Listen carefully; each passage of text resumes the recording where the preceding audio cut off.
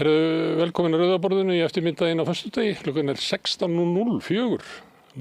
Ekki nón, ég held að það sé nón. Þá höfum við það sem við köllum vikuskamt hérna við Rauðaborðið og förum þá yfir fréttir vikunar og fáum til þess hjálp frá góðu fólki. Og þannig það í dag. Hérna hjá mér Ester Bíbí Ásgeirsdóttir, bassaleikari.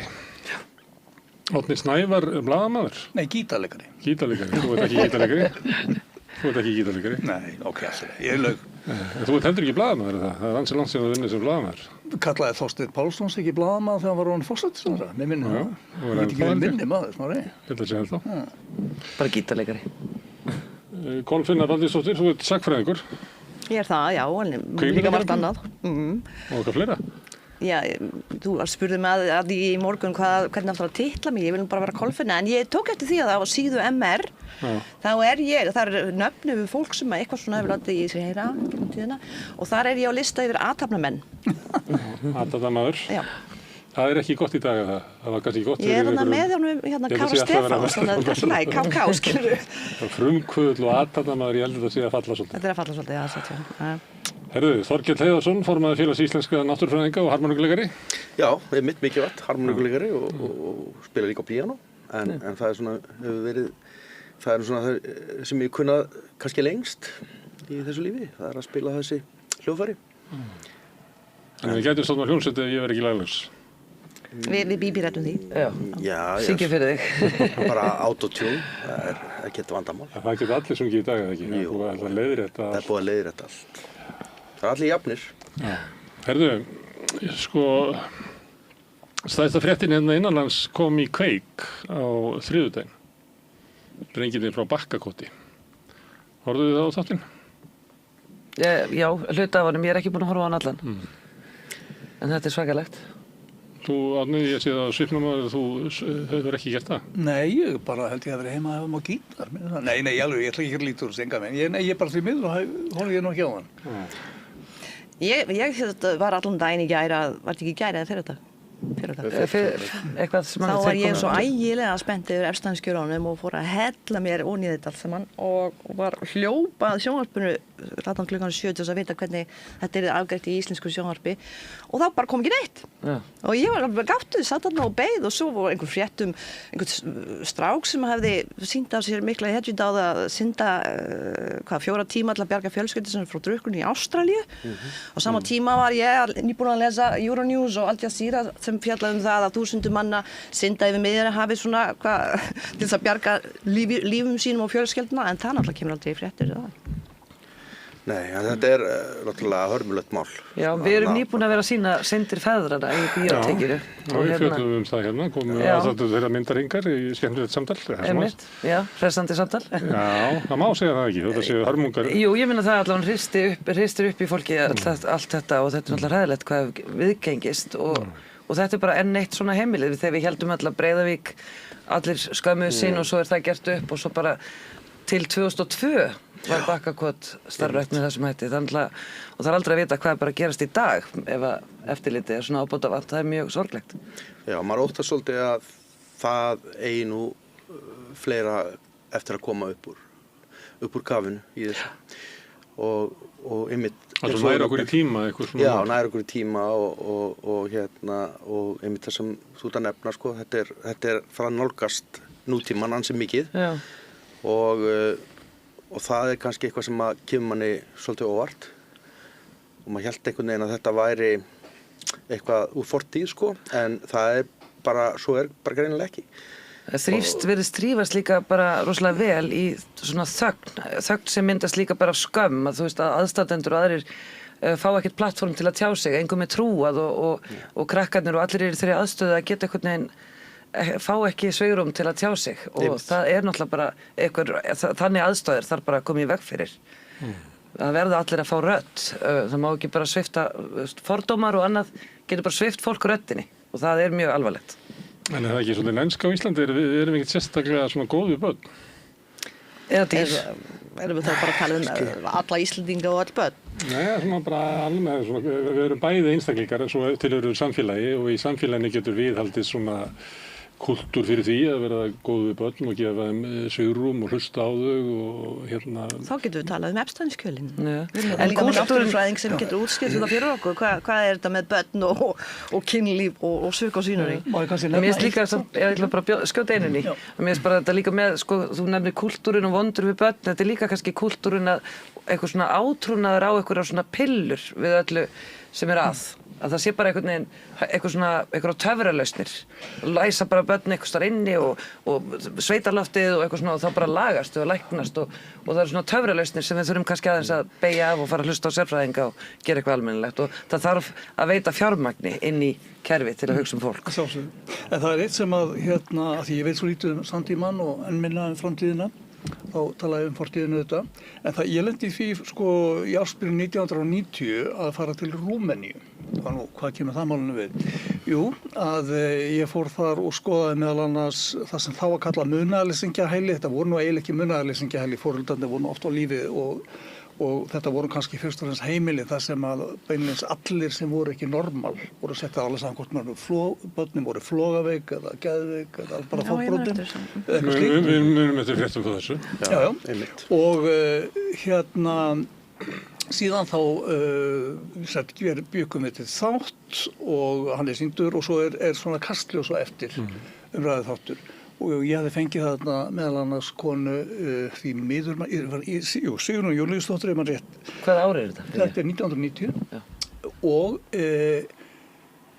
þá sagði hún einfaldlega, já þetta er svona eins og að fara að Kópavogshælunni fyrir 20 árum.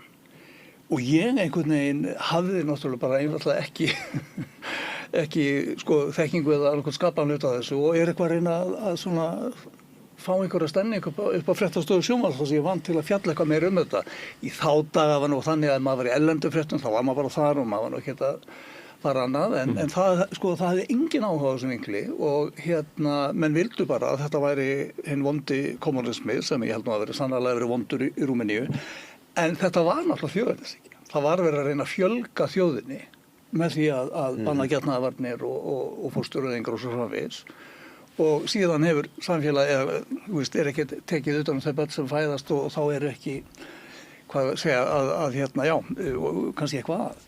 Þannig að það vildi enginn heyra þetta, það vildi enginn tala um það að það hefði verið litlu skára ástandi á Íslandi 20 árum áður. Skulum segja þetta þá, skulum segja 1990 og þá erum við að tala um 68, 69, 70 og þá vorum við einmitt að tala um tímabilið þegar vondir kommunistar eins og borgarfulltrúar Alþýðubandalagsins er að reyna að hreyfa við þessum málum á Íslandi og enginn hlustar á það.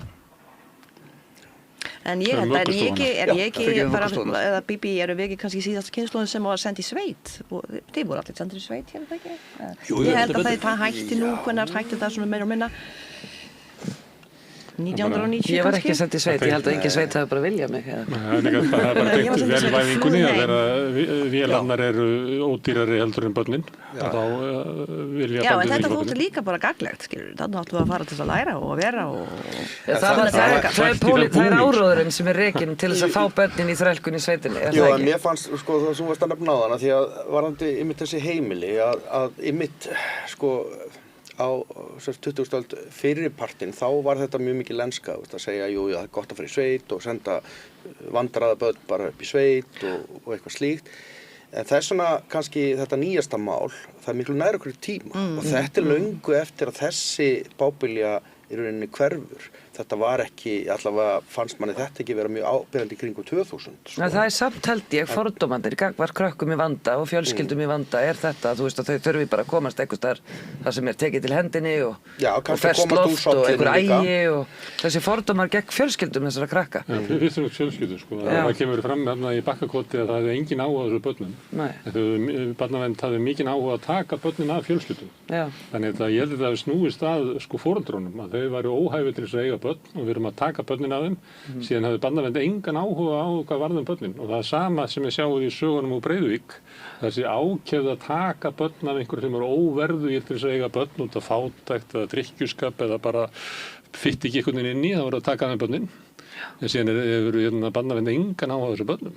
Já, eða eftirfylgni með málum eða leyfa börnunum einhvern heimsóknartíma eða bara eitthvað að virða þessi tengsl að það með ekki rjúfa þessi tengsl í fjölskyldunum. En þarna erum við kannski komin á því grundvallaratriði að ef þú ert að, eins og þú ert að lýsa, það er verið að taka börn frá foreldrum og það sé í rauninu eitthvað keppkepli, þá hljótum við að gera þá kröfu að sá aðili sem gerir það sinni börnunum og það sé þá gert með fullnægjandi hætti og þar virðist potturinn vera brotinn. Þannig að þú veist, ábyrgðin gengur ekki bara út af það að fjarlægja börnin, heldur líka það að hvað tekur svo við, hvað ætlar svo að gera? Hvernig ertu að hjálpa fjölskyldunum með því að gera það?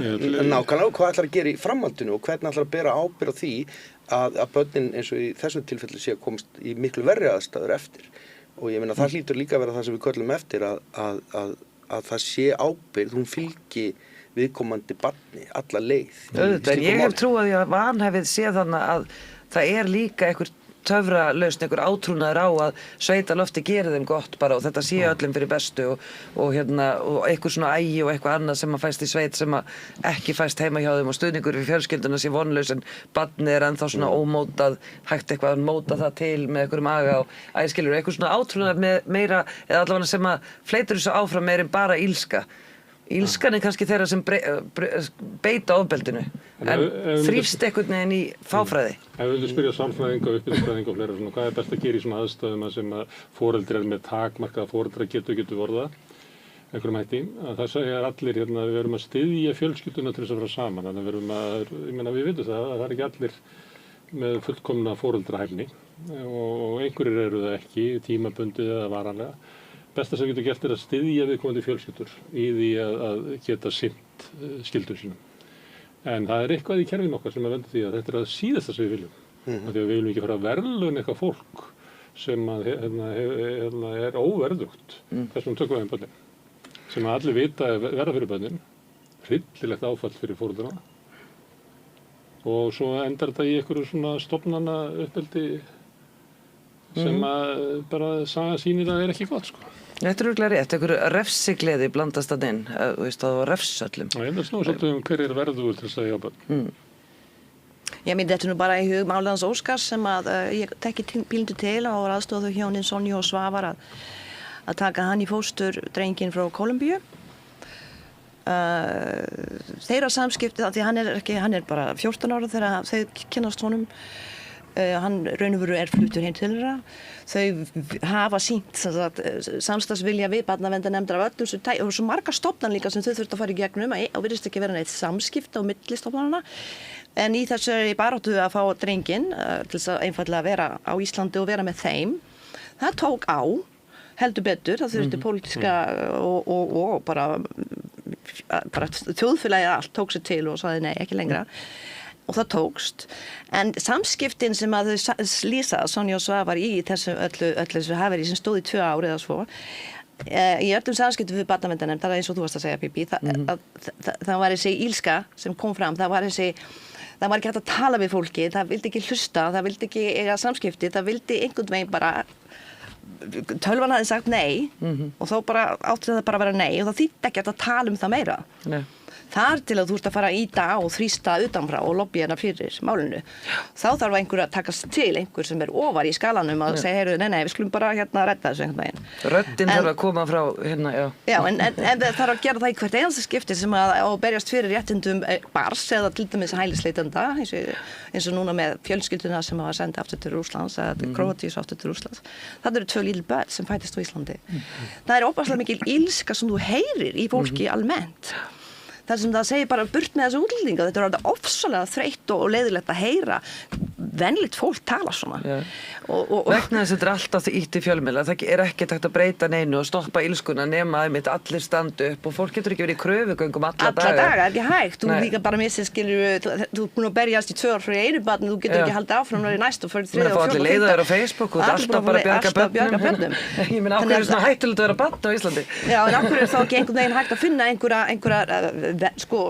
transparency sem þarf að vera til staðar hvaða leið þú átt að fara til þess að geta tala málið þessara barna eða þessa flóttamanna eða hælisleita eða hvað ákveður þarf þetta alltaf að vera svona pólitískt, ákveður þarf þetta alltaf að allir þurfa að taka sig saman og reyna að gera eitthvað til þess að fá að láta í sér heyra, það gengur ekki upp því þá er þetta líka orðið discrimination í sjálfu sér því að það er að sá sem við kynnumst, kannski tala þess að flóttamaður ensku píluna, þar að leiðin næra betri tengingu við landan kannski er það myndalegar, kannski er hún sæt, kannski er eitthvað, barnið veikt eitthvað, þá allt í einu þarf að gera eitthvað, en allir hinir sem ekki hafa þetta, þetta er bara engin hlustur á þá. Það er bara fljóta á milli og þetta er líka, segir að kerfið er þá ekki að fúnkera, ef það er þannig að þú þarft í rauninni að fara alltaf einhverjar svona hlíðargötur til þess að fá rétta málsverð. Já, eiginlega bara áheyrn eða slíkt, sko, og það er náttúrulega eins og þú bendir á, það er alltaf mjög einstaklingsbundi hvað þú áttu auðvelt með slíkt og hefur góð sambönd og svo framins og það eitt og sér þetta segir manni það að kerfið er ekki það gildir ekki jafnt.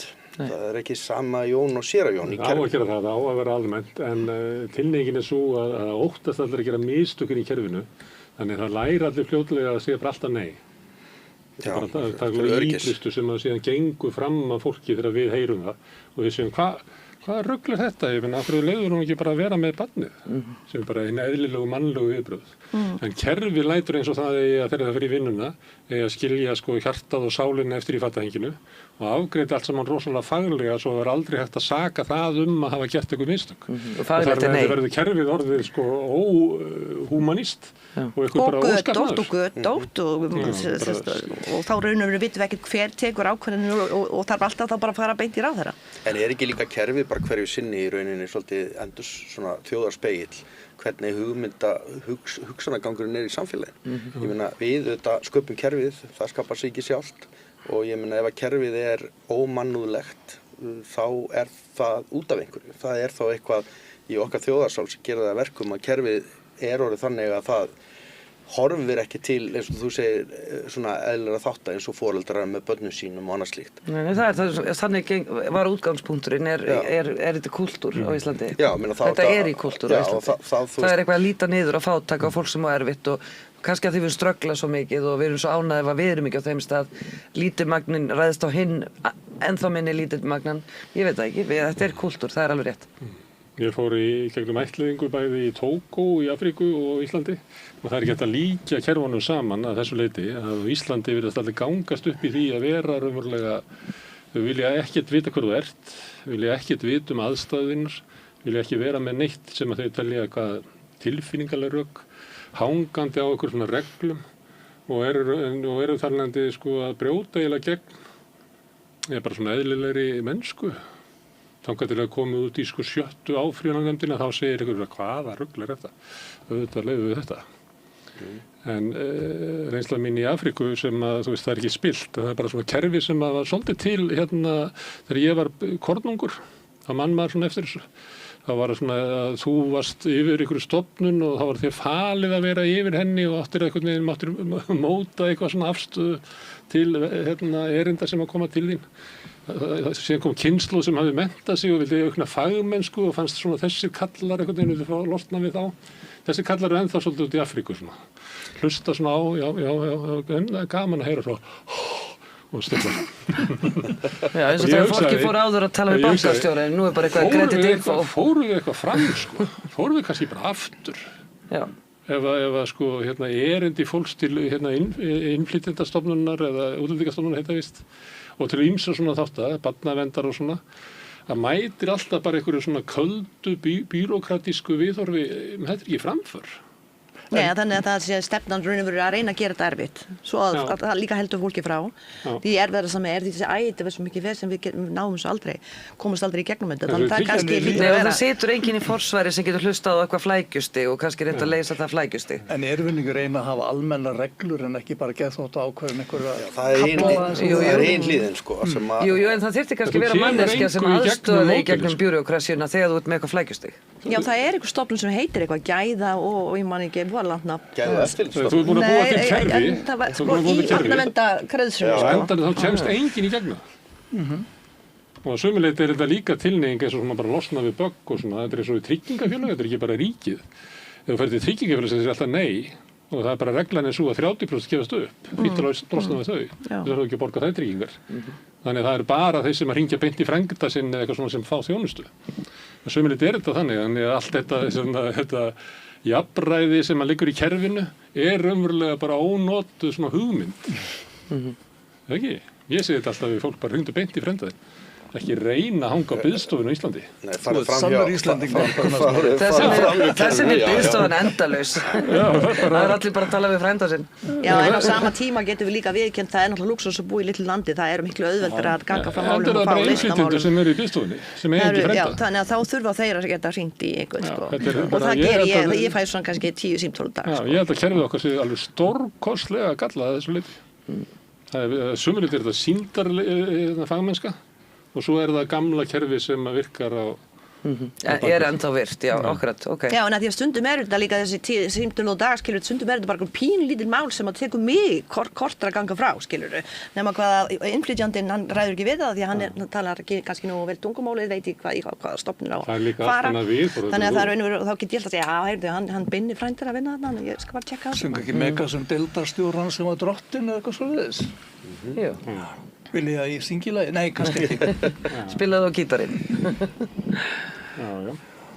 Herðu, en þið á því að við séum ekki vondu börn, Íslendingar, það sé ekki inngróið inn í menningu okkar? Það ekki hægt að alhæfa á það. Nei, ég held að það sé nú kannski ekki inngróið í menningu okkar, en það vissulega allt á mörg dæmi. Vond við lítið, Malcolm. Það kannski inngróið í menningu okkar. Ég held að við ættum að taka svona frelsisbaráttu barna, svona nokkur ára í það. Horfast í augu við að þetta bara hópur sem nýtur ekki eðlilega réttinda, rallus og vegna valdaleysi síns hefur verið valtað yfir og við höfum að auka veg barna. Og fólks í vanda, fólks í ýmiskonar vanda. Ég held að það sé ekki annað, þetta bara fyrir manneskjum yfirleitt. Tökum til það. Og síðan fella niður verðtrygginguna. Já. Í beinu framhaldi. Eðlilegu framhaldi. Herðu, ég veit ekki hvort að án þess að níðast enn og aftur á þeim fátækum. Epstein-skjölin fjallaði sömuleitt níðinskap gagnvart börnum. Já, sannarlega. Ekki að öllu leyti, það líka níðinskapur gagnvart ungum stúlkum, ungum konum. Já, þetta bara almennt fjalla þau þetta bara ofboðslega djúpa spillingu og almennt ógeð. En það sem kannski, maður svona sér, manni finnst kannski stuða mann mest rauninni að þarna einhvern veginn opnast eitthvað sem maður svo sem margir hefur kallað bara einhverja svona samsæriskenningu eða eitthvað slíkt. Ég meina það opnast þarna gríðarlega mikil tengslanett sem næður allan heim.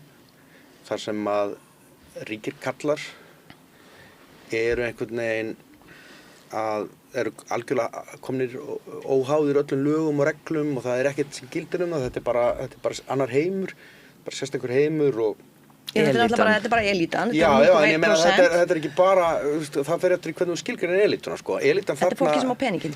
Já, sko, þetta peningaelítan og það sem maður sér þarna. Það einhverjum að skottast þannig kring svona. Já, inn á milli. Eðlisfræðingar og stjórnmálamenn. Það er skrítið að sitja hérna eins og einhverju aumingi og átta sig á því að það er búið að stýra heiminum bara út frá einhverjum tölvu hjá einum manni á einhverju eyju. Skilur, hann virðist vera millimaður, hann að setja fundi á milli forsætisráðherra og prinsa og hvað það heiti, konga og alls konar. Ekki bara eins og þú segir í pólitíska heiminum heldur líka, það er búið að ráðherra í Slóveníu er búin að segja af sér. Það er búið, hvert og eitt land fyrir sig líka er búið að fara í gegnum skjölinn til þess að finna tengingar heima við. Og í Íslandi veist Tómas Hendrik Ylves forsætisráðherra sem þar var, hann er í skjölunum, farið til Praklands, í skjölunum, Íslandsvinnur okkar, farið til Brussel, það sem Steve Bannon sagði að hann hefði bara fellt ríkisstjórn með einni ræðu. En málið það, þá sittum við hérna og bara sem nú býttu nú við, hver er þessi maður og hvað hefur hann á allt þetta fólk?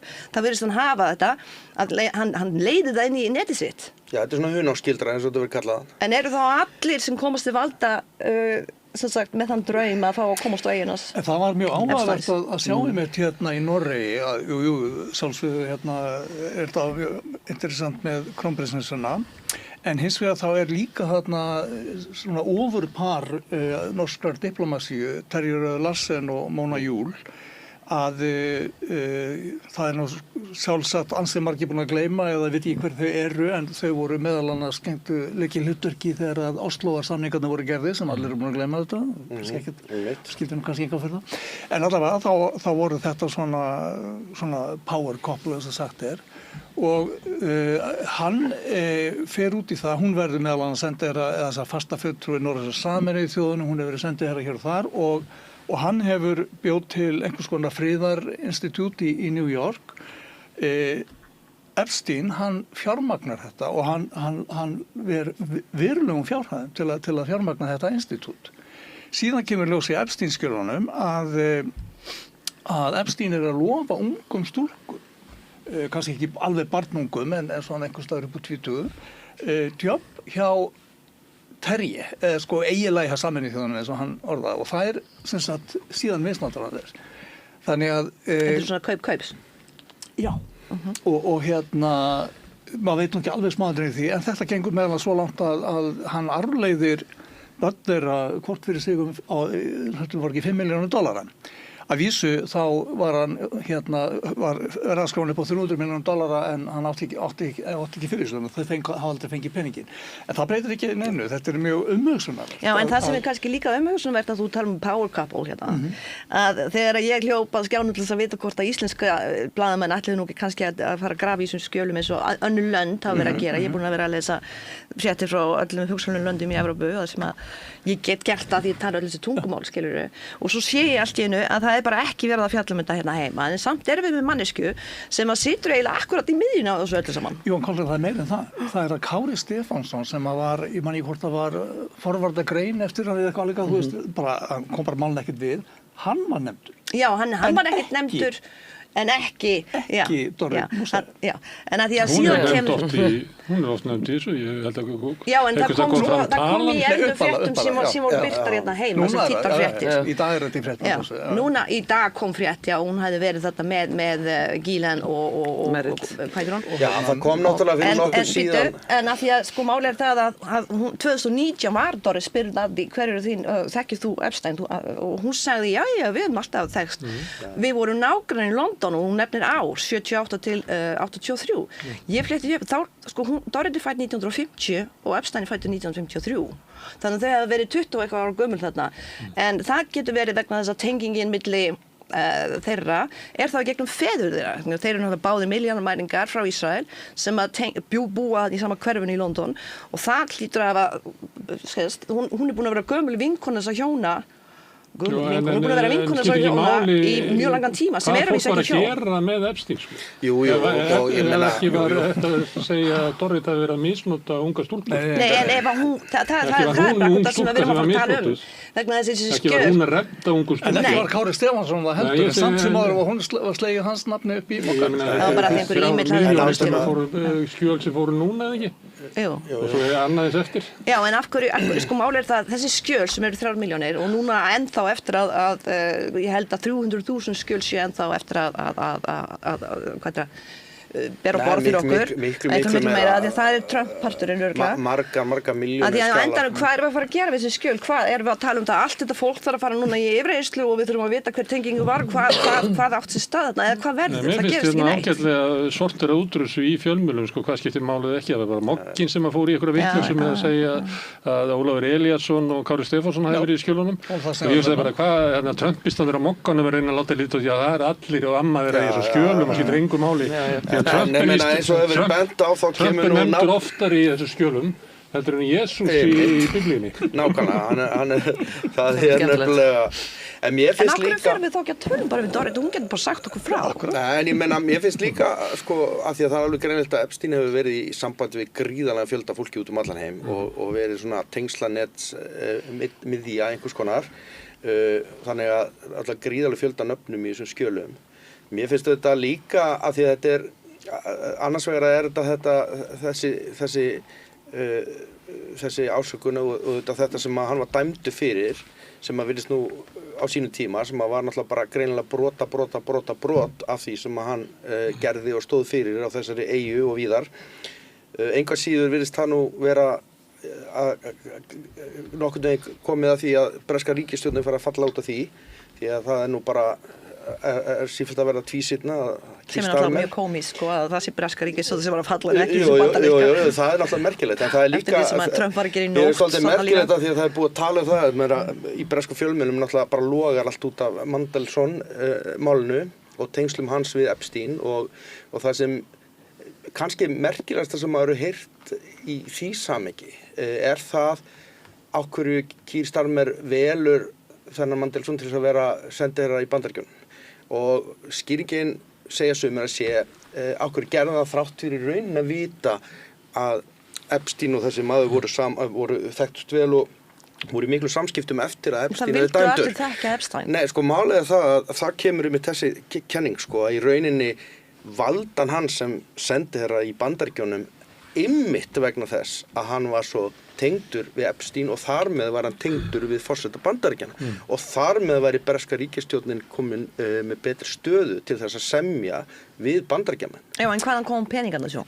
En til síðan sjáum við að það er einhverja peningagreiðslu sem oftar að fara á milli. Það er ekki sérstaklega miklar í þessu miklar, en það er svona einhver svona pocket money sem það billuð gauri sem Mendelson að kaupa sálans fyrir kúk og kanil. Já, en er þetta ekki Sara Ferguson átti líka að fengi pening, veist, hvaða peningar var nú þetta? Það er rétt að smári að núna kemur auðvitað upp það að maður skilur ekki almennilega hvernig Mandelson hefur aftur og aftur risið þráttur að þetta er ekki eins og þetta er fyrsti skandalun sem hann lendir það er maður sem hefur sýnt alveg einstakt dómgreindarleysi aftur og aftur en engu að síður maður hennilega á ekkert svara. Maður tekur upp þetta sem Þorkell er að segja að þá Mendelson er mögulega þannig maður hann telur að ef þú ætlar að hafa ykkur áhrif í heiminum að þá verður það tilheyra þessum hópi því annars hefur engin áhrif. Og það eru tveir möguleikar á því sem að Keir Starmer hugsar. Til þess að hafa áhrif í Bandaríkjunum þá verður við að taka mann sem er inn í þessum hópi sem er sérstakt vegna þess að Trump er svo spiltur. Eða hann segir að auðvitað er það þannig strákar að það er ekki allt fallegt sem er gert og svona þannig við verðum að hafa eitthvað sem hefur tengsl inn í þennan hóp.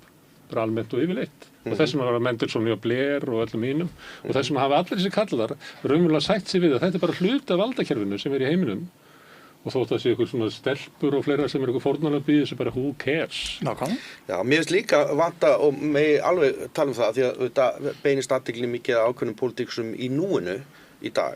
En ég meina, ég spyr mig að því á hverju notaði ekki stjórn demokrata á síðasta kjörtímabili tækifæri og birti þessi skjöl. Það var ekkert sem bannaði það, þeir gáttu alveg eins gert það núna. Þrátt fyrir allt að vera Donald Trump sem er að birta þó það sem hefur verið byrt. Það hefur ekki verið byrt.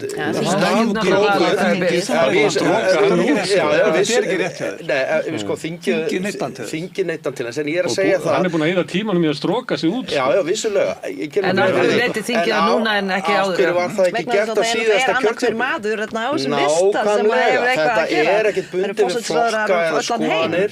Þetta er bara valdaklíka sem er í þessum skjölum og það hafi verið greinilega jafn miklir hagsmunir hjá bæði demokratum og republikunum að verja þessa klíku hver á sínum tíma. Já, en spurningin er svona sem að hvort kemur undan hænan eða ekki. Ertu með þennan draum að komast í klíkuna og þar alveg verður valdamaður og fer beint og flýgur á eiguna eða er það öfugt?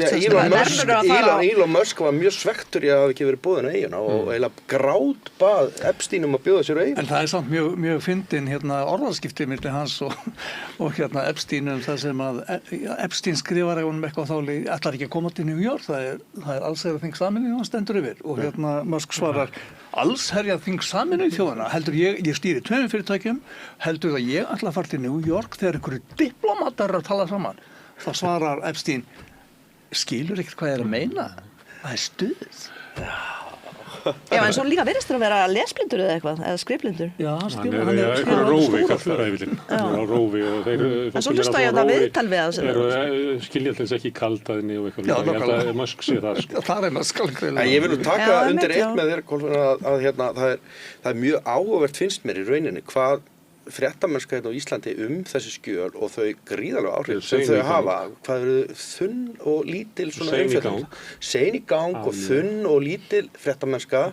Ég meina ef við bara horfið á bresku fjölmiðlana, þú veist, það allt logandi í Já, Bretlandi. það er Inn á allt logandi út um þinginu, allan það heim. bara hristast, þú veist, við erum að tala meiri Þess vegna hátta fannst mér þetta skandal, bakkakotsfréttin þetta tala koma á þetta sem röngum tíma, mesta sko. skandal bara í 100 ár. En í Bretlandi náttúrulega mikil frétta, en nú Já. eru bara lögreglu rannsóknir út af Já. þetta, því að Mendelssohn braut lög með því að Já, gefa þá er það Epstein eini upplýsingar. maðurinn sem er að fara Já, yfir eins. Spurningin er innherjasvikin í rauninni. hvaða afleiðingar hafa þessi skjöl? Eins og ég segi, er það bara Interpol að fara yfir heyra fólk út um allan heim og segja, jæja, herru, hvað varst þú að gera, vinnurinn? Þetta Mendelssohn-mál er sérstætt bara vegna þess að hann lag Já, innan- trúnað upplýsingum Já. og braut lög sem trúnað sem opinber starfsmaður og allt það. Og hann er Þess þá vegna eini eru maðurinn rannsóknir. sem að raun og veru eitthvað er Í hægt að... Danmörk, í Noregi er þetta náttúrulega mjög sérstætt mál þar sem það tengist inn í konusfjölskylduna á sama tíma og eru réttarhöldar. Þannig það er svona sinn blærinn í hverju landi hvernig fjallað þetta. Svo líka þetta Jagland, fyrirverandi forsætisráðherra. Já, Já, svo já, hann já. náttúrulega líka. En svo Já, líka já, vegna og þess að náttúrulega- fórnarlömbin, sem sagt, það er listi Andrew. yfir einhverja konu, 100 og eitthvað konur sem eru Núna ein fórnarlömbin í búa í þessu Reykjavík. og ein þeirra býr í það veit Reykjavík ég ekki hver hún er. og viljum við fá að vita hvað meira um það? Eða? Býtu einu í Reykjavík sem Semst að það er búið að strikra öll nöfnin en það stendur alltaf búseta og það er Eina Boston, fórnarlömbunum. Rússland, Já. bara hvaða land sem er og síðan stendur Reykjavík, Ísland. En það er náttúrulega veit enginn og í sjálfu sér er ekkert svona akkur í fjölmiðlum að reyna að grafa upp Nei, eitthvað nei, það er fórnarlömb. ekki, Ég nei, sé nei. það ekki. Sko. Nei, En ég meina frekar þetta sko að bara þetta er eitthvað hneyksli sem tegir anga sínum allar jarðir og ég tala ekki sérstaklega í Evrópu og Bandaríkjunum og greinilegt að valda Nei, mikið og Ísrael aðalega, já, og Ísrael Rússlandi og náttúrulega. líka í Saudi-Arabíu. Já, og það er einmitt mjög áhugavert af því að þegar það fara að gramsa þannig í skjölunum þá er náttúrulega að koma lík í ljós ýmislegt sem bendir til þess að Rússar og Epstein hafi átt í mjög nánu samstarfi mjög lengi og þessi hugmynd sem er núna verið að ræða í fjölmiðlum alla Evrópu það í rauninni hafi leyniþjónustan í Rússlandi staðið á bakvið svona hunáskildruna sem að Epstein rak sem styrkir þá líka kenningun Trump og hans já, og rússnesku tengingar frá 1980. Þannig að þetta er, þú veist, þetta er líka eitthvað sem hefur bara algjörlega sko á heimsvísu, þetta er örgismál og örgisógn. Þannig að þú veist, En hverju standa þá bak við það? Er það Ísrael? Stendur Ísrael á Já, það bak er við það sem við erum Epstein? að læra í gegnum þessu skjöl að það við, allur heimurinn, við, venjulega fólki, við sittum hérna og látum bara einhvern einn mann sem að virðist bara vera snú og stýra þessu öllu saman. Elítuna, Spindoktor. hvort sem hún er demokrater eða republikanar, það er náttúrulega bara sama liðið. Þegar þetta er komið upp í Já, þessa en hann er mega náttúrulega elítu, þá gyðingur skiptir og þetta hann allt er engu máli. mjög nánum Velja sér peð og tengingum við tefla því. Ísrael og allar, bara það að nefna að pappi Ghislaine Maxwell, Robert Maxwell sem átti alla fjölmiðla í heiminum, hann er jarðar í Ísrael á Mount Olive sem er svona bara fyrir hátsetta Ísraela þar sem að mættu 6 fyrirverandi forsætisráðherrar Ísrael og 3 bandaríkjara forsætisráðherrar í jarðarförina. Skilur, það er bara eitt og sér alveg nóg fyrir mig til að sína þarna er þessi tenging. En þá náttúrulega getum við farið út í samsæðiskenninga, er þetta bara síónistarnir sem er að fara að taka hérna yfir. Sko, en það er líka eitt samsæriskenningar, af því að þetta er svo klassist, það er svo, sko... Já, allt sem hét samsæri er það ekki lengur. Já, sko, Epstein-skjölin eru einmitt sín okkur það að samsæriskenningar eru ekkert alltaf samsæris. Ég veit alveg hægt að Samsæri, samsæri. þú veist, það er bara oft...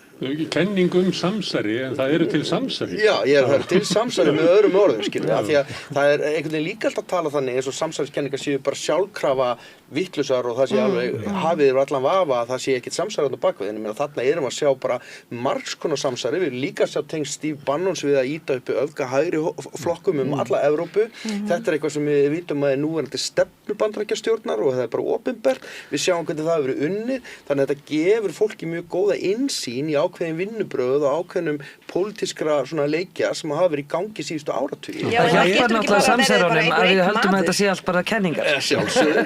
En það getur ekki heldur bara verið einhver einn Já, maður, það er einmitt að spyrja Nei, þetta er ekki einn maður, alls Ég ekki. ætla að spyrja því, ef að þegar hann skipulagt. nágranni Dorrit í London, ungu maður, hefði hann orðið fyrir strætó þar á dáið, væri þá bara ekkert svona hórir í elítunar í gangi Það eða? var bara einhver annar með þetta.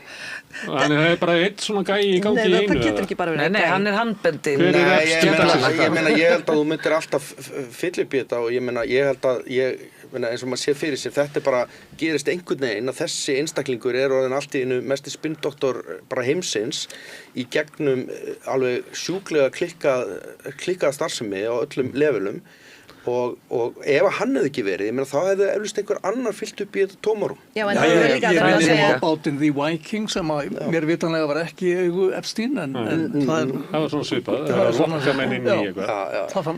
Þannig að sé það. En byrju, hver er þá líka þessi Steve Bannon sem hann getur bara aðleitt ferðast Evrópu og samfært alla það að fara til En ég alveg Þetta er náttúrulega ekki þessi einir þessi menn, þetta eru klíkur og mikil völd á baka.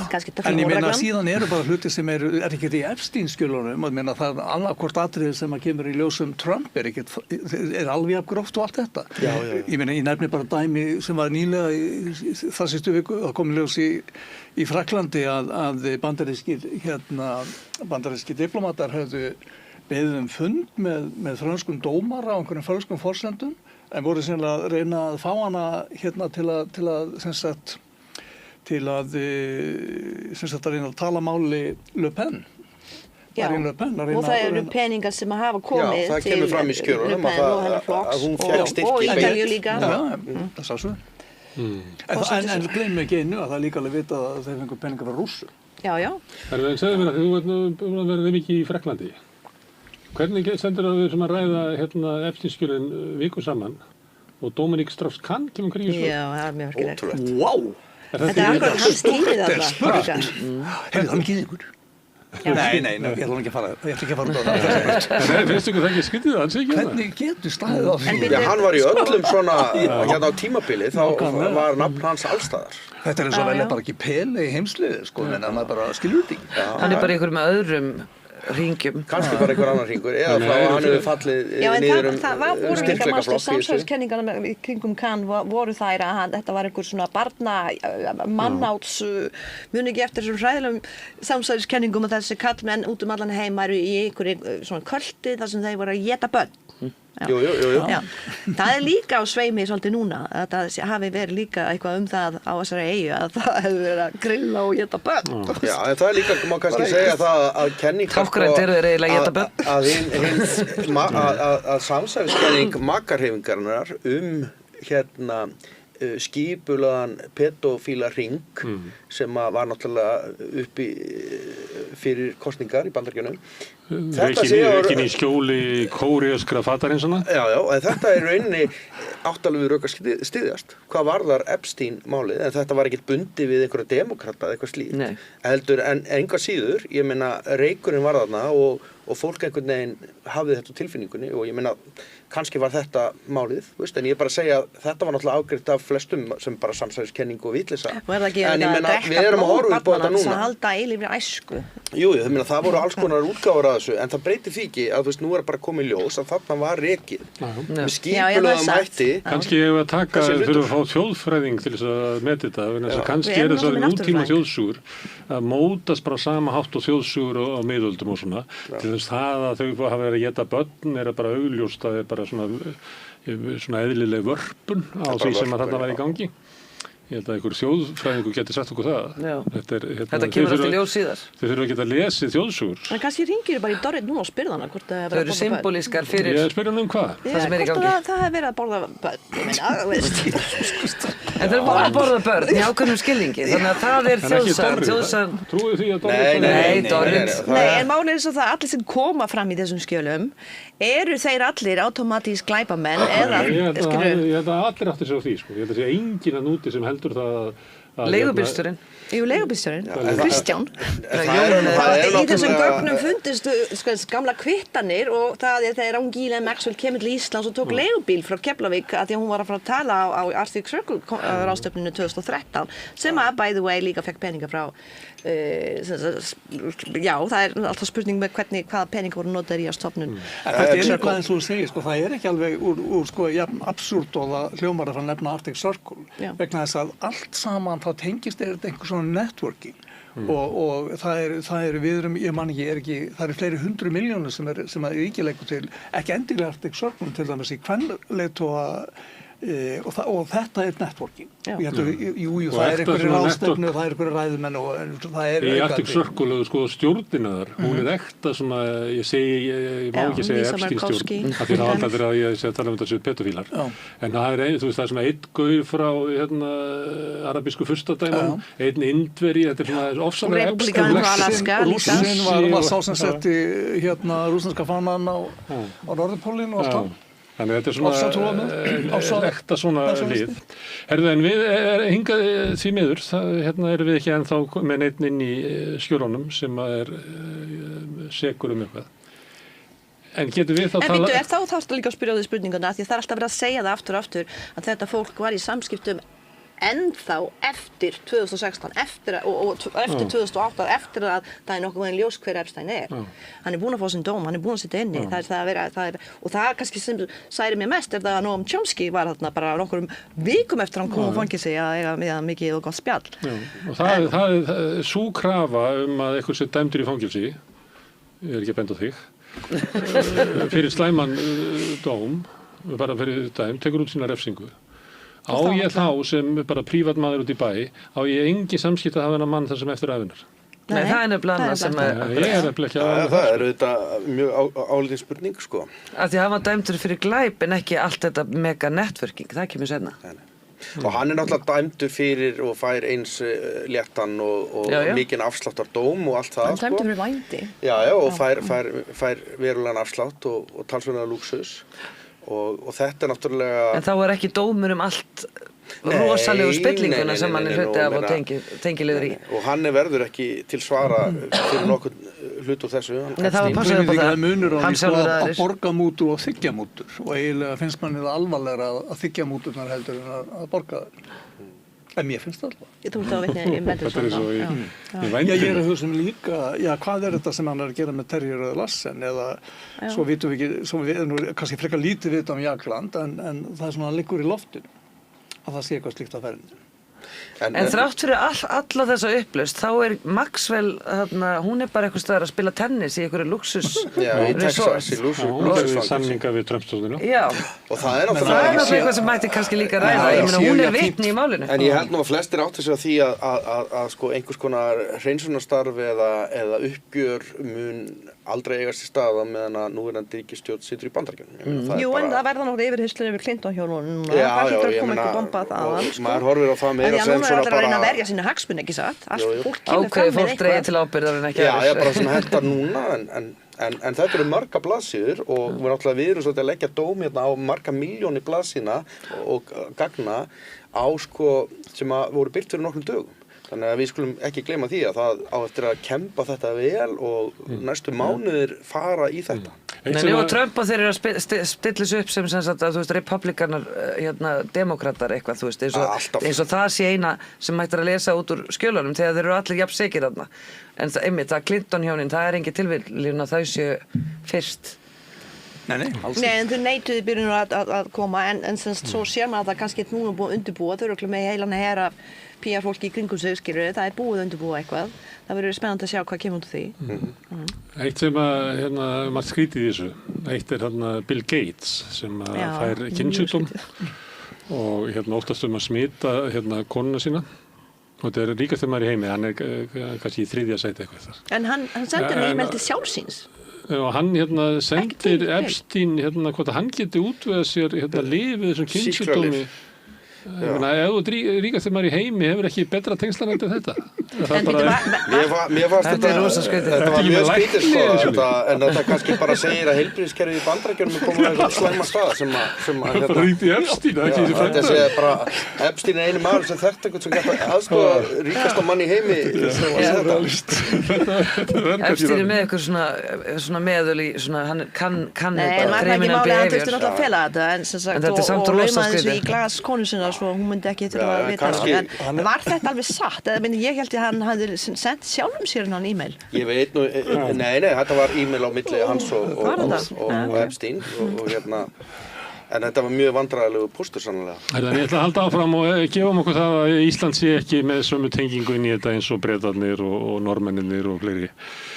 Eigum við þá að vera að ræða þetta sem svona fyrirbrigði, annars vegar þessa bara verið svona óslökkvandi þrá fólks að til einhverju innsta kjarna einhverja klíku og það stundum sagt að við græðki fólks í peninga eða þú átt 1 milljón þá átt eignast 10 og 10 alltaf 100 og svo verður miljard og svo 10 miljardir þetta non-stop þannig ef þú til einhverju svona klíku finnst þú vera svona í aðaliðinu vinsælu krakka klíkunni að þá það alveg botnlaust og þú endar bara á nærbuxunum á einhverju eyju með fullt af einhverjum börnum og ert bara að ríða þeim að því að allir hinir í klíkunar að gera það. Þegar upp er staðið þá það alltaf þannig að óhamingjusamasti maður heims næstríkasti maður því að hann svo óhamingjusamur yfir ekki ríkasti og ríkasti maður svo hræddur við að missa titilinn hann stressaður paranoíu.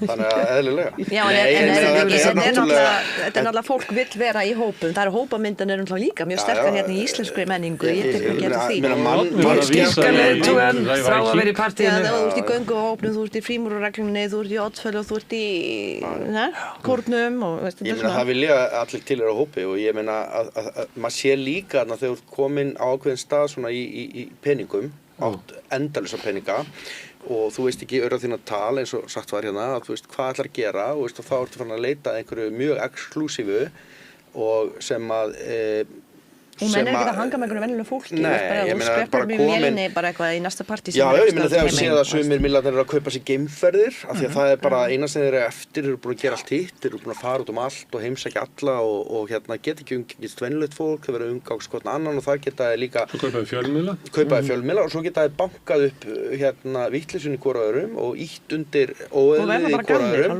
og látið lítið sem að þetta sé bara eðlilegt og allir séu svona. Og fara að trúa því mögulega að þetta sé eðlilegt af því að þeir fóru ekki bara svona fólk það bara eins og hvert annað Þetta bara slæmur félagsskapur eins og maður segir þegar maður horfir á þetta bara svona gamaldags Erum við þá farin að vorkenna þeim? Nei, en félagsskapurinn svona í heild sinni en ég meina þetta fólk sækir greinilega í því að vera þarna Það er kannski betra vorkenna þeim heldur en dásta þeim Já, það alveg pottþétt Það mjög Kannski gerir of mikið að dásta þessu fólki Alveg En ekki eitthvað samverðbærilegt þarna með Diddy-málinu?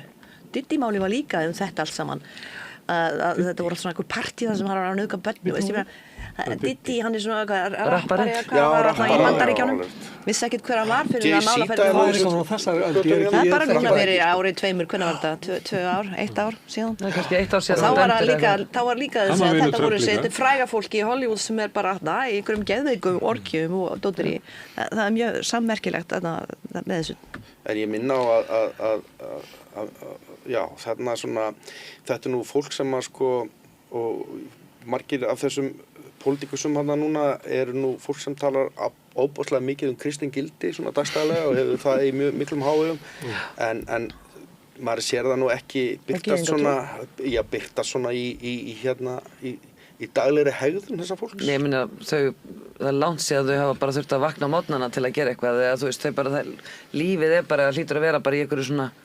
einhverju búblu svona bara drekkur viski á mótnana eða ekki eða borðar humar þú veist og leggur þig og bara vakna 3 dögum seinna eitthvað bara þú veist þau ekkert í neinu lífi sem við skiljum og grillar á kvöldin og allt það mótnana Það hefur verið ríkjandi hugmynd eða svona útbreitt hugmynd á Vesturlöndum undanfarna áratugi að samfélagin sé stjórnað af einhverju elítu sem klippt bara frá almenningi og veit ekki hvernig almenningur hefur það eins og hún var að lýsa telur að lög eigi að gilda almenning en alls ekki sjálfan sig og flera haldið að umræðan Epstein-skjölin hafi eitthvað svona pólitísk áhrif að svona að til þess að það ekki hægt að bjóða upp á neitt stjórnmálamann í frambóði sem að lítur út eins og hann gæti hafa verið í Epstein-skjölunum Nei og það náttúrulega að tala traustið og traustið svo mikilvægt í pólitíkinni ef þú berð ekki lengur traustið yfirvaldsins og til þeirra sem stjórna eða eiga að vera að gera eitthvað gott fyrir samfélagið okkar þegar það traustið farið þá er voðin vís eins og með á Ítalíu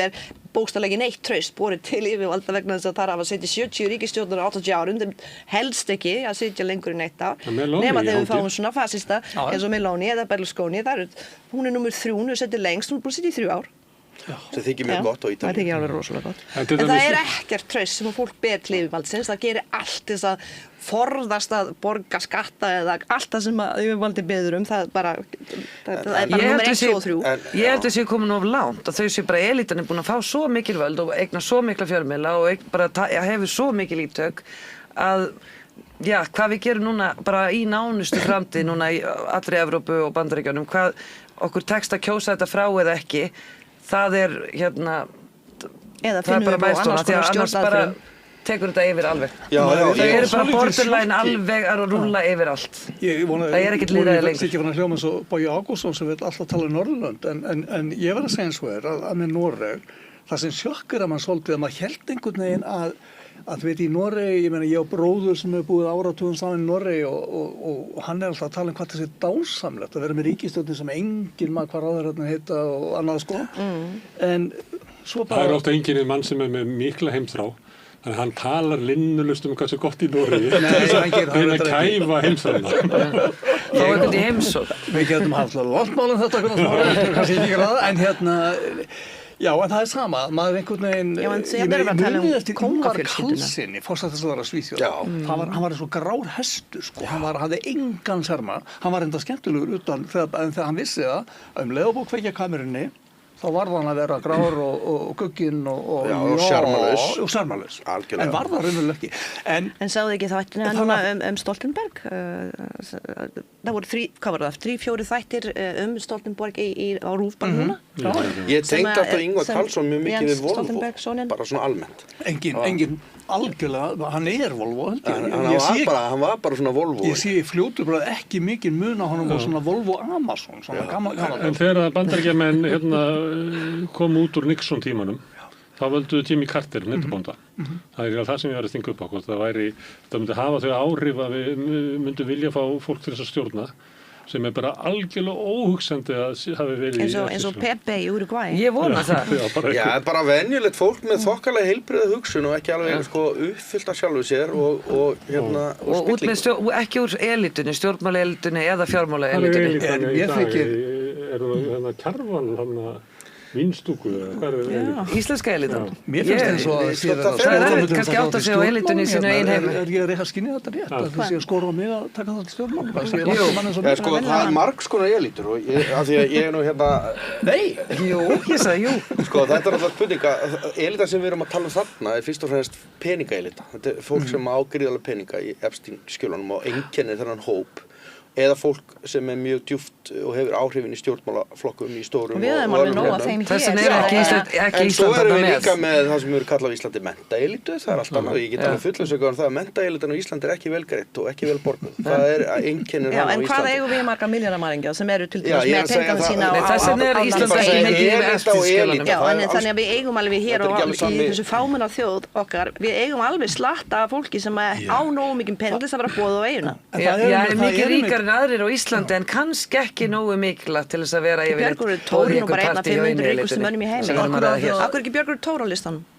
Já, þetta er bara gaman. Ég meina, sko, það er einlega eitt sem er aldrei merkilegt og það er það að þú veist að nefna að vera margar elítur og það er alveg örugglega rétt að í einhverjum af þeim minningur sem Ólafur Ragnar skrifar, þá kemur fram að hann kemur sem hálfgerður setamaður til Reykjavíkur og fyrir menntaskóla og hún gengur prýðilega vel að komast inn í svona menntaklíkuna, menningaklíkuna í MR og hún gengur ágætlega að komast inn í pólitísku klíkuna, ekkert mál, en hann kemst ekki inn í ríkramannaklíkuna. Og Það kemur Dorritinn. En þegar eins og En nú er hann kominn inn. hann alltaf í lokveðs kapla, svo bara talaði við Dorrit og hún ringdi í Gordon Brown og Já, þetta en þessu. það kemur, sko, en það er þessi þráans eftir að kynnast peningafólki sem er eiginlega alveg stórmerkileg og kannski er það þetta sem er ekki bara í Ólafur Ragnari, að sko það bærist inn í honum einhvern veginn einhver aðdáun. En kannski erum við að fjalla þetta eins og tala um þetta við börnin í skólanum. Nei, peningar og völd, nei, það er af og frá, eins og segir í textanum. Hvað? Peningar og völd, nei, það er af og frá. Þetta er náttúrulega úr dægulega texta. Það er eiginlega eina heimsfrétt sem að tengist þessu næstu því að það er Jeff Bezos keypti Washington Post fyrir, ég man ekki hvað, 10 árum eða svo. Nei, ekki svona sjá. Já, eða hvað? Jú, það stóð ykkur í frétt. Tíminn líður alltaf miklu hraðar en það heldur. Hann er bara að brjóta sérstaklega mikið niður þessu dagana. Hann var með slagorðið lýðræði deyri í myrkrinu og ætlaði að halda Washington Post lifandi vegna þess að það veri lífsnauðsynlegt fyrir bandarískt samfélag. Hans er þetta ekki þriðjungur starfsmanna sem hann hendi núna í vikunni? 300 Og það eiginlega kemur í kjölfara á svona nokkru örugum niðurtúr þessa fyrrum stórglæsilega Þú orðið til þess að þú varst að byrja í blaðamennsku, þú varst að post. Algjörlega. Það er Sko, sorglegt. það er kannski þeir sem eru yngri, nú veit ég ekki alveg aldurssamsetningu Það er ekki margir yngri. Ja. Nei, þeir sem er hlustaði að horfa, að Washington Post var náttúrulega bara flaggskip alþjóðlegra blaðamenn, sko, hún ekkert minna, minna, við vorum að horfa á bíómyndina All the President's Men og minna þessi menn, Woodward og Bernstein voru bara góð, einfallega, og örugglega ástæða fyrir að margir fór í blaðamenn, sko, ég sé kannski endilega fyrir sjálfa mig, en ég veit alveg menn sem bara gerðu það, og að vísu hefur þessu blaði hnignað svona hægt og bítandi, ekki bara vegna þess að fjölmiðlun heiminum hafi farið aftur eða mist svona markaðs hlutdeild eða hvað að kalla það, en enga síður þetta gríðalegt áfall og eins og þú segir sko að maður er með sig á tilfinningunni að þetta sé verið að slökkva ljósin sko hreinlega viljandi. En er það ekki það sem er að gerast? Já, ég meina, jú, ég er ekki frá því. Ég meina, það starfar ekki blaðið og rekur 300 manns. Er það hægt? Þetta voru meira þess að fleiri, var þetta ekki eitthvað á Reyki, hvað þetta eru margir, þeir eru að reka út allt, sko. Já, þannig að þetta voru öllum. Þeir sögðu 300 til 800 þar sem ég las það. Það er erlendar fréttir bara út og fleiri þeim sko. Þeir eru fara út bara úr Úkraínu og það er náttúrulega gríðarlega mikið pólitísk lykt af þessu og ég meina þessir menn eins og Bezos og fleiri hafa náttúrulega allir stillt sér upp og gerðu það sannlega á mynd með Donald Trump. Borgaði fyrir það $1 milljón fyrir Já, ég meina, er það ekki að sama hérna á Þannig Íslandi að- fyrir ekki? Er ekki búið að einkavæða alla fréttamiðla á Íslandi fyrir utan RÚV? Hann borgaði líka Melanie Trump. Heimildin er kannski í eigu blaðamanna Já, að einhverju leyti. En ég meina þetta eru þetta bara Og samstöðin er í eigu hlustanda. Ég var nú að Þú gleymdi samstöðum. Þú svona eldast aðeins sko. Nei, ég er svona meginströðsmiðlandir þessar einkarekna, þeir eru í eigu auð fólks. Já, já. Það er alltaf einhverjir mismöndi klíkur að glíma við það hver nær tökunum á sín. Svo eru útgerðin sem á mokkan og það er einhverjir svona kappójar sem eiga viðskiptablaðið. Er ekki Heiðrún Lind formaði stjórnar sínar? Hún er í stjórn sínar. Það segir nú allt. sum félaginu vissulega á markaði sko. Það sem ég hugsaði þegar ég las þessa frétt Bezos er að sumuleyti geta verið hagsmunir auðfólks að eiga fjölmiðlana en þeir geta verið góðir. Það eru betri sem við vondir. Einmitt. Og já, því að það er náttúrulega búið að reka starfsfólk frá sín og mokkanum alveg linnulaust, sko. Það er alltaf verið að styrkja einkarekna fjölmiðlana en fólk tekur bara styrkina og byrjar að reka blaðamenn. Ekki bara, já, og það er alveg rétt sem hefur verið að benda á að eins og Þórður Gunnarsson hefur mjög áhugaverða gagnrýni og gagnrýnt meðal annars forystu blaðamannafélagsins fyrir það einmitt að það sé ekki tekið fyrir það að ég held að hann hafi reiknað út að þessi styrki fari svona upp í það að borga Davíð og Haraldur Jónsson laun og kostjóra sínar. Og af hverju heyrist ekkert frá blaðamannafélagi? Þau eru ánægð með þetta. Þau eru ánægð með Já, af þetta. hverju? Það er gagnrýni Þórar sem gengur út á það. Já, ég er að meina, það er það sem ég skil samt ekki, ég er sammála honum. Já, og hann hefur verið sem sagt svona, Algjör hvað kallar maður, hann er döskustjóri. Algjör óskiljanlega afstæð. Já. Og blaðamannafélagi. En hann hefur, ég tek ofan fyrir Þórar, ég er ekki sammála öllu sem hann segir, en ég tek ofan fyrir að halda. En hann er hættur, það er eins og ekki líkur. Já, þess vegna talar hann og mjög skýrt og flott hjá honum, en þetta er náttúrulega svakalegt að það bara þori enginn, það er bara við það að búa í svona litlu landi að það þori enginn að gagnrýna neitt. Ég meina, er Trump hér líka? Þórar engar hagsmunir Já, að hann gæta í sittur við málinu. Boris Trump er víða. Morgans, það ekki? Hvernig geta blaðamenn, alveg blaðamenn tekið svo alvarlega af þessi maður að skrifa þarna sín Reykjavíkurbréf alltaf og hvernig er Það eru samt við skulum ekkert gleyma því það er fullt af góðum blaðamennum á okkar. Já, Menningarumfjöllun er fín til dæmis og bara margt ágætt sundagsblaðið gott. Og þess aftar, en það er náttúrulega þessi sko... Þetta var alltaf sagt í Playboy í Kanada, það er góð viðtölin. Tilgangurinn var að tróða nektarmyndunum út og tilgangurinn með mokkanum er að tróða áróðurinn út. Þannig að þú ert bara að pakka inn sem Þú verður alltaf blaðamaður. að fá að lesa mokkana þegar manningablaði kemur eða En andláskreina. sem góðu blaðamaður á mokkanum, þá ertu bara að pakka inn í svona eins og einhverju tuldurskeyti áróðurinn frá útgerðinni. Og það er spurningi sko, er það boðlegt? Já, ég hef nú unnið samt í blaðamennsku með sko svo hryllilegum blaðamenn skal ég segja þér og maður let sig hafa það vegna þess að það voru svona einhvern veginn bara Já, það svo er margs lélugum blaðamaður en ekki með sem sagt propaganda. Ég held bara að fæstorp er í minnst ábyrði því hvað hagsmanna menn voru að gæta. En við erum komið út í annan málum, já, ég held ekki? að Skiptum umræðum. Hvað er næsta dagskrá? Þú skiptur umræðum. Það var svo gaman að tala Epstein-skiluna, það er auðvitað að skipta sko. Já, það er náttúrulega Það er ég get búið upp á hérna frá innanlands er að svona Kristóf Frostadóttir eftir að hafa notið meðbyrs í heilt ár sem nýr forsætisráðherra og svona jákvæða afstöðu til hérna almennings til ríkisstjórnarinnar, mér er það að koma í svolítið vanda. Já, það ekki bara eðlilegt? Já, það er eðlilegt, en það er... Það er bara eitt ár og Kristrún er frábær auðvitað og mjög hæfileikarík og ég er löngu búin að fyrirgefa henni að vera fædd sama ára og dóttir minn, ég meina löngu búin að og sætta mig við það. En auðvitað gat þessi meðbyr ekki hann... Nei, og svo líka hún er að taka á svo stórum málum, það er náttúrulega fyrsta lagi veiðileyfagjöldin sem að það var tekið á í vor. Síðan er hún að segja núna verðtryggingin eftir næstu áramót, ekki? Og hún ætlar að standa við lofa sitt að gefa okkur tækifæri til að kjósum áframhaldandi aðildarviðræður ESB. Já, en hún hefur ekki verið mjög áhugasöm með það og ef þú skoðar ræðurinnar sem ég svona hef gert aðeins og svona við tölum þess áttar að þá allt í einu sér maður að það er svolítið, það er ekki alveg það sama sem hún er að tala um gerði fyrir kosningar. Hún er nú ekki einum þetta auðvitað, ég get að segja það. En menntamál og heilbrigðismál hafa bara algjörlega horfið úr umræðinu og Evrópusambandsmálin. Nei, menntamál eru mikið umræðinu eftir að Inga Sæland kom og... Já, komu inn og fóru. En það, heilbrigðismálin, tökum þau fyrir. Það kom það var í fréttum fyrir örfáum dögum að yfirmenn á Landspítalanum voru að senda skýrslu. Já, en við erum búin að byggja hellinga hjúkrunarheimilum. Já, 7, 9. En ástandið á landsanum er skelfilegt og Já, en Árni tekur svo að tala um það. Það hefur líka verið skelfilegt í áratugi og nú þarf hann kannski að fara að gera eitthvað og ég held að þau sé að reyna það. Ég var nú að viðurkenna það að mér fjall allur ketill í eld þegar ég nefndi við hagfræðing sem mér er náskyldur sagði eitthvað sem svo við hann að það þyrfti að setja meiri peninga í heilbrigðiskerfið og hann sagði hann meiri peningi heilbrigðiskerfið, það myndi fara beint og strax í hækka laun lækna. Já, mér langar aðeins að tjá mig um þetta sem formaður stéttarfélags þessi mál og ég meina og ég tek bara undir það sem komið hérna fram að mjög margt sem ríkisstjórnin að gera sem er bæði áhugavert og gott og í rétta átt.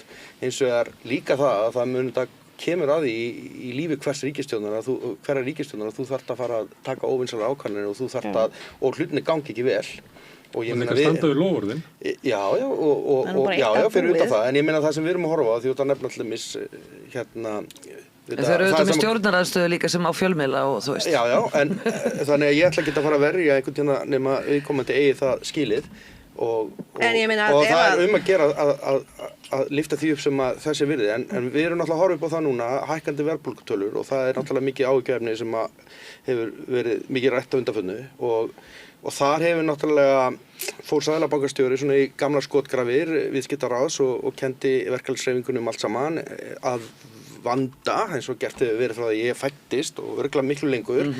Það er náttúrulega stenst mjög illa skoðun vegna þess að þó að séu vissulega hópar sem fengur meiri hækkanir núna en aðrir þá er það mjög lítill hluti af heildarmenginu og flestir hvort sem það voru háskólamenn eða BSIB eða ASI voru í þessum hefðbundnu 3,5% hækkunum núna síðastum áramótin og það er bara vel innan við það sem við erum að sjá í verðbólgutölum og rauninni þegar samningarnir voru gerðir vissu það allir sem voru við samningaborðið að við vorum að semja mínus vegna þess að verðbólgan var þá búin að vera mjög há og það var búin að vera mikil kaupmáttarýrnun og þetta er eitthvað sem að þetta er mikið ágefni En hafa ekki laun hækkað umfram þessar hækkanir? Sum laun hafa hækkað svo mikið Það er launaskrið Þau hafa hækkað svo mikið að þau halda upp í kaupmætti allar þjóðarinnar sem ekki hækkar í launum Ég benda á það bara að þeir sem sömdu eru bara á þessum hækkunum meðan starfsfólki á Landspítalanum að nokkrum stéttum undan skildum og ég þekki bara mitt félagið með 200 manns að vinna inn á Landspítalanum í ýmsum störfum þar, aðalega sérfræðingar í ýmsum stöðum og við erum miklar áhyggjur af því fólki. Það vill bara, finnst gaman að vinna þar en það er á engan hátt samkeppnishæft að vinna þar og þá er ég bara að tala um samkeppni við ríkisstofnanir og við erum að sjá það allir að bara doktorsmenntaðir á Landspítalanum sem eru 50 manns í okkar hópi þar sem með doktorspróf, þeir eru bara 200.000 kalli lægri en bara meðaltalið ríkisstofnunum og öðrum ríkisstofnunum. Þetta er bara sama kennitala. Þetta er bara ríkisstjórn Íslands sem er að borga þessu laun. Þannig að það virðist vera. En það var bara að vera að tala um læknana, það var ekki að vera að tala um alla. Ég veit það, en þetta er bara mjög góð punktur. Vegna þess að ég hef ekki dómóti því að læknar fóðu vel borgað. En ég vil líka sjá það að aðrir hópar inn í heilbrigðiskerfinu, þeir séu ekki einhvern veginn afgangsstærð og það hefur bara verið allt og mikið lenska hérna og við heyrum það bara. Þegar talað um spítala í dag, þá er bara alltaf talað um hjúkkur, læknar, hjúkrunarfræðinga, læknar. Það er málið. En þú veist, spítal í dag er ekkert rekinn nema með mörgum öðrum stéttum. Já, og 70% þeir eru Philips-sæðingar sem að... Já, ég er bara að tala um öllum hinum stéttum. En ég er líka að segja það að hátæknin á þessu spítalum byggir ekki bara á læknum og hjúkrunarfræðingum. Hún byggir á bara náttúrufræðingum og lífeindafræðingum og alls konar hlutum sem er aldrei talað um. Þorkell, svo ég veit nú í Seðlabankann að þá er það bara þannig að hér hafa verið launahækkanir langt umfram aukna framleiðni í samfélaginu og það náttúrulega leiðir ekki til annars heldur en verðbólgu. Þannig að þessi litla launahækkun sem þú ert að kvarta yfir að vera of lág, það er bara of há. Já, en býtum nú við höfum ekki heldur gleyma því að við erum alltaf búin að horfa upp á það líka að hér hafa orðið gríðarlegar hækkanir á matvöru, á eiginlega öllu, núna áramótin, náttúrulega sáum við opinbera aðila ríða á vaði með gríðarlegum hækkunum og orku, við erum að sjá kílómetragjaldið, við erum búin að sjá hækkanir á öllu, fjarskiptum, matvöru og hverju sem er. Það eru örugglega einhverju hópar sem að hafa verið í launaskrið og við vitum það að það voru gerðir kjarasamningar við ákveðnar stéttir sem að voru umfram það sem var samið á svokalluðu stóra borði sem er ekkert sérstaklega kræslegt borð svona öllu jöfnu en einhvað síður en mjög stóri hlutar til þessu opinberu starfsmönnum eru bara að fá þessi 3,5% og ég meina langflest af mínu félagsfólki er bara að fá þessi 3,5% síðustu áramót sem allir fengu og það er bara undir verðbólgunni en þetta er eitthvað sem þá aðrir verða svara fyrir en ég bara frábið mér þessu stagli það alltaf að það sé bara einn aðili á Íslandi sem beri ábyrgð á verðbólgu og það sé launafólk. Það er bara ekki þannig. Nei. Við sjáum bara það. Já, bara basically. Við sjáum það bara hérna er fákeppni og hér er bara á hverju skammar Seðlabankastjóri ekki fyrirtækinu í landinu fyrir að hækka vörurnar sína svo mikið. Þú veist, á hverju ekki og laun forstjóra. Já, það skamma svo marga en þetta er bara hópur sem líkur. Seðlabankastjóri var að skamma, var ekki fyrir að skamma fólk fyrir að vera að fara til tenni. Þetta var alveg ómögulegt. Það veldi svo skemmtilega til að ágætt vinafólk hans var einmitt að fara til Karibahafsins á þeim tíma. Og byrtu myndir af sér á Eyjuna hjá Epstein eða? Ég vil ekki tjá með þetta En þetta var sennilega kjásumyndirnar. Og sem sagt fólk sem auðkýfingar úr Reykjavík eða Reykjavík frá Íslandi voru að fara til einhverja rosalega ferð sko. Og það var stoppa hér og stoppa þar og allir á samfélagsmönnum á fullu. Þetta vissi allir, en það nefndi þetta enginn. En það átti að fara að negla einhvern Jón og Gunnar sem fór til tenni. Þetta var algjörlega, þetta var helminga ekki lagi. Helmingu Íslendinga Það er kannski munurinn á elítunni og... Já, þetta er nefnilega svolítið munurinn á elítunni og venjulega fólki. Nei, þannig er elítan. En mér fannst nú Kristrún ansi hugrögg. Var þetta ekki núna í vikunni eða síðustu viku þegar hún kom í þetta langa viðtal þarna? Ég man ekki hvað það var. Allavega að hún ætlar að fara að ráðast í verðtrygginguna. Ég sagði bara, vá. Það er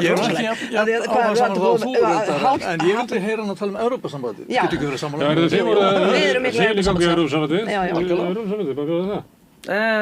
Mér finnst bara réttindamála að þetta sé rætt og það komið okkur úr samningum sem hægt er að taka síðan afstöðu til. Þannig að þú vilt að fá að kjósa um þetta? Já. Má bjóða þér Evrópusambandið? Bara allan daginn að kjósa um það og það er bara það er bara nýðingsverk að leyfa ekki þjóðinni að taka afstöðu til þess að ganga í þetta blessa samband. Þungt orð, nýðingsverk. Já, það er bara, ég ætla bara að standa á bak við það. Ein frétt sem að kom í með skrítin frétt, það kemur allt í einu, mér fannst bara out of the blue, einhver skýrsla frá einhverju nefnd sem að Katrín Jakobsdóttir hefði skipað að það ætti að setja það í íslensk lög að það mætti ekki andmæla helförinni. Það eru öll Evrópulönd með það. Og eigum við þá að vera með það? Þetta var einhver spursmál. Nei, ég held að sé bara vaxandi hatursorðræðu. Já, en það eru lög. Ég hef ekki neitt sem hefur afneitað helförinni. Það eru lög gegn hatursorðræðu, svo ég skil ekkert í þessu, þetta er bara populista dæmi. Það sló mér dálítið mikið að ég var staddur í Kív síðastliðið vor ég fór þangað einfallega vegna sem ég langaði alltaf að fara þangað, ekki vegna þess að ég var ekki í starfi eða neitt slíkt. Og ég var einmitt að ég fór að skoða safn Holodomor, hérna sem sagt hungursneyðina í Úkraínu. Það er vissu all safn í Úkraínu þannig að það er búið að fara með alla muninni burtu því að það er nefnilega menningin sem að Rússar vilja eyðileggja. En allavega ég var þarna. Það var þeir ekki líka að reynsa út svolítið rússneska menningu út úr sínu. Jú, þeir eru reynsa út bókasöfnin og. Jú, það er mjög flókið málana því að þetta er samtvinnuð menning. Já, það er alltaf að klára söguna. Bara klára þetta. Menningarhreinsun, rétt. Vegna þess að þá fór ég inn á því að eins og þú veist Gunnar Smári í mikil aðdáðandi þín og allt sem þú gerir. Nú er ég alveg að hérna er sleikjanum sko, að ég fór inn á það sem heitir Rauði þráðurinn og nákvæmlega því augnabliki þá voru, og þetta nú ekki þínir vinnir í Sjálfstæðisflokknum sem þarna voru á ferðinni reyndar, voru menn að afneita, ekki nóg með það afneita því að hungursneyðin átti sér stað, heldur með, hérna, það var einhver ágætur maður þarna sem hafði sett inn myndband þetta mál. Og hann fekk það svoleiðis óþvegið að hann væri að setja nýnasista áráður og fleira. Og þetta er svolítið magnað sko því miður, við vorum að tala Chomsky á hann. Og Chomsky er einn af þeim sem hefur nú tekið málstað Rússa og meira að minna í þessu máli. Og það er svolítið skrítið hvernig menn geta fallið í einföldustu gryfjur og það er þetta að trúa því að gyðingurinn Zelenski sé nasisti. Hvernig ósköpunum dettur einhverju mann í hug að kalla Zelenski nasista? Og það er bara mjög einfalt. Í Rússlandi, að hluta til varðan hann líka í Sovétríkjunum, þá er óvinur ríkisins samkvæmt skilgreiningu nasisti eða fasisti. Og þetta hefur, að vísu sko, Putin hefur tekið þetta alveg sérstaklega mikið upp, meira þess að Jeltsin notaði þetta líka. Já, en eins og segir þessar reglur getur náttúrulega erfitt að setja einhverja línu, skilurðu. Alveg svo með Varoufakis þegar hann alltaf var í Þýskaland þessum daginn að halda þarna einhverja ráðstöfnu varðandi Palestínumál og hann var ekki leyftur í landið vegna þess að þar eru reglurnar svo skýrar hvað má segja og hvað má ekki segja. Að hann fær ekki að koma til Þýskalands aftur.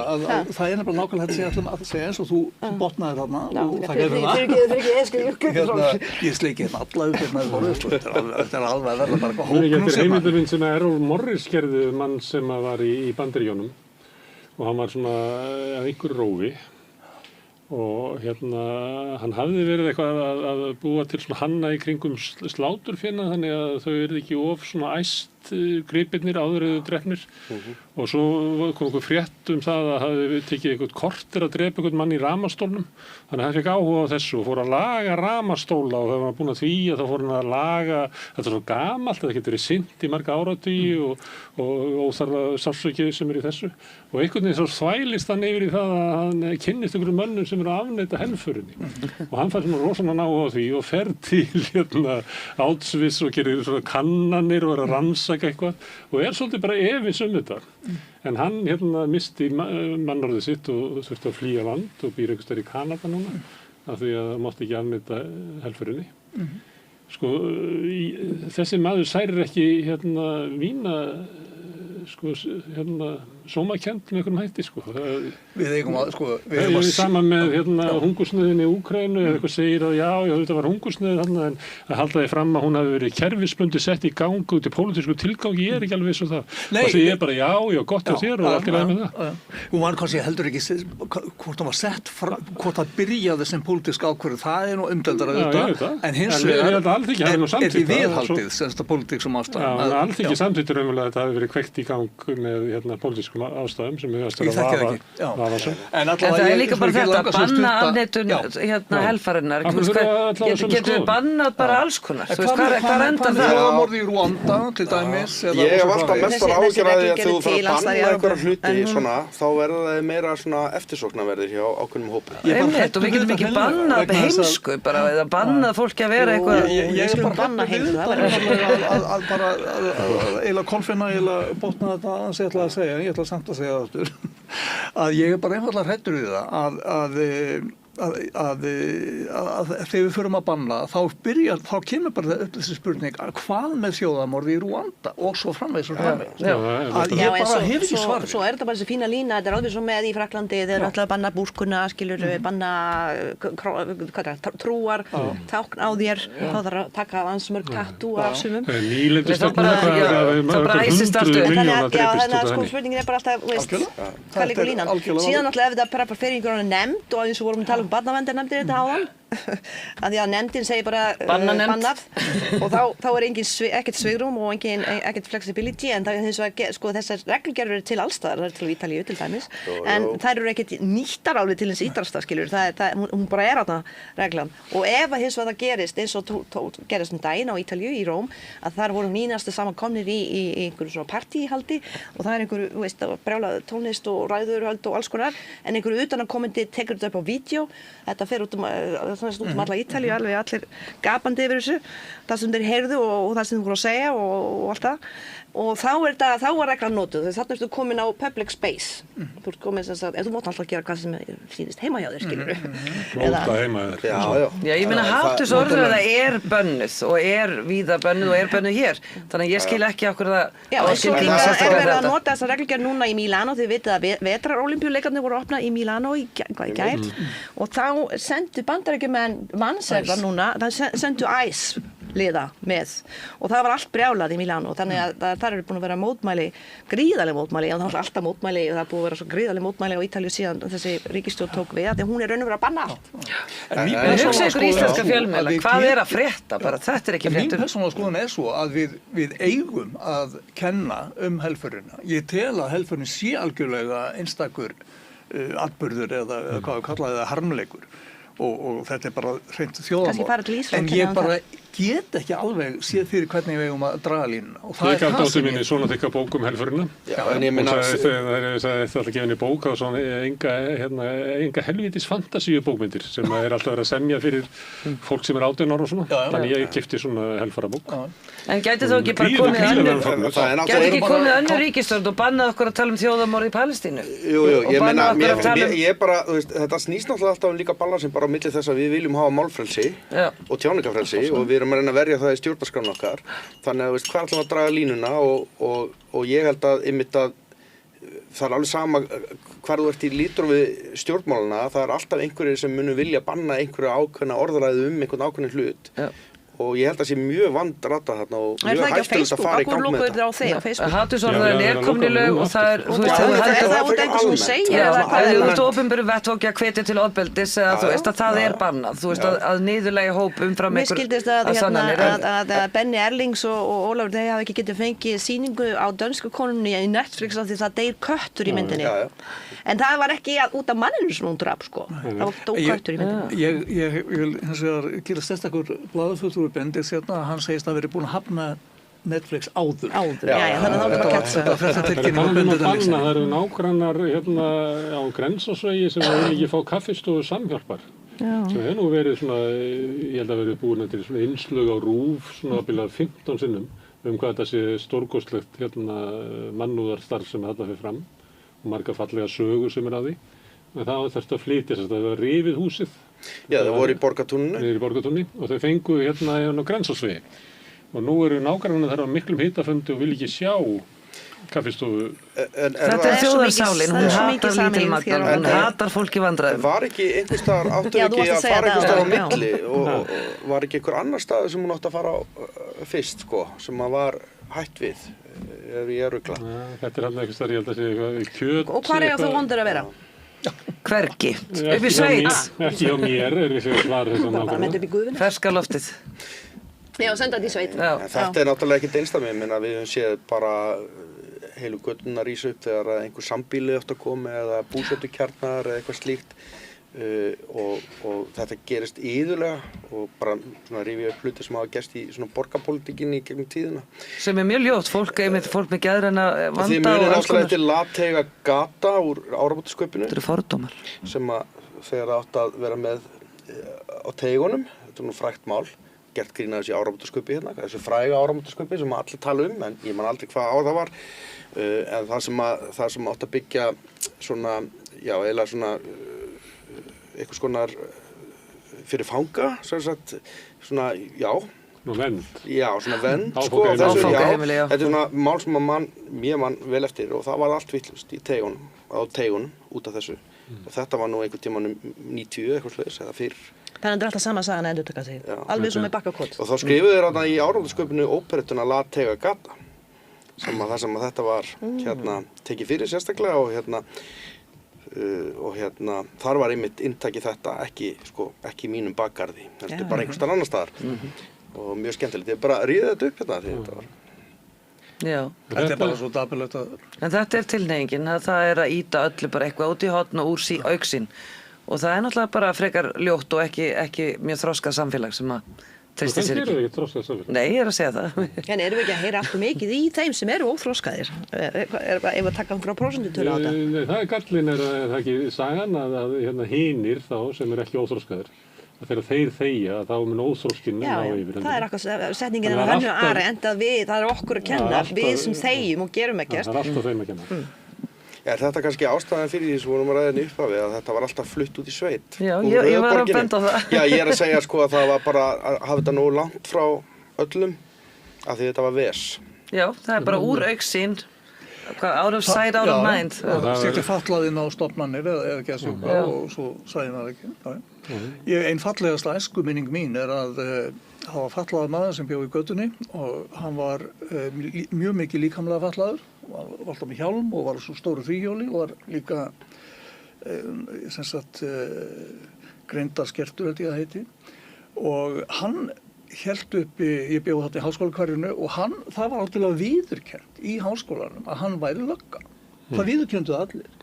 Að hún fannst hann vera lögga og hann lék eins og lögga og þá var það alveg saman hvort það voru stúdentar eða hvort það voru háskólakennarar og ég sá prívat og persónulega bara einu árundu þegar hann tók föður minn og Gylfa Þ. Gíslason fyrrverandi menntamálaráðherra og þeir voru báðir með hendurnar á lofti. Þetta er eitthvað bara fallegasta æskuminningu. Borgaraleg handtaka. Herðu, ef ekki að slá botnin í þetta og fara yfir margt, eitthvað sem við viljum bæta við? Nei, þið megið það alveg. Við eigum ekki klukku hérna, sko. Þetta er nú orðið býsna langt, sko. Já, við sitjum hérna inni í myrkrinu og vitum ekki hvað tíma við líður og það er orðið svolítið loftlaust hérna. Já, það er nú svona... Það er kannski komið nótt.